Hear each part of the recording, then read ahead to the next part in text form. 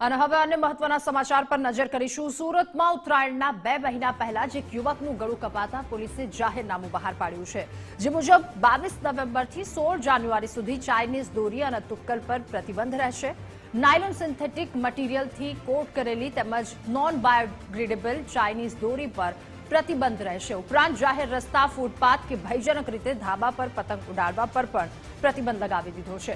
હવે મોટા અવાજે સ્પીકર વગાડી નહીં શકાય। આ સાથે જ સવારે 6 થી 8 દરમિયાન પતંગ ન ચગાવવા પર પણ આદેશ કરવામાં આવ્યો છે। તો પતંગ પર ઉશ્કેરણીજનક લખાણ પર પણ પ્રતિબંધ લગાવવામાં આવ્યો। મહત્વનું છે કે જાહેરનામાનો ભંગ કરનાર વ્યક્તિની સામે પોલીસ કડક કાર્યવાહી કરશે। ત્યારે જાહેરનામું બહાર પાડી દેવામાં આવ્યું છે, કારણ કે ઉત્તરાયણને હજુ વાર છે અને પહેલા જેવી ઘટના ઘટી। ચાઇનીઝ દોરીના કારણે સુરતમાં એક યુવકનું ગળું કપાતા મોત નીપજ્યું અને ત્યારબાદ પોલીસે આ જાહેરનામું બહાર પાડ્યું છે। 22 નવેમ્બરથી 16 જાન્યુઆરી સુધી ચાઇનીઝ દોરી અને તુક્કલ પર પ્રતિબંધ રહેશે।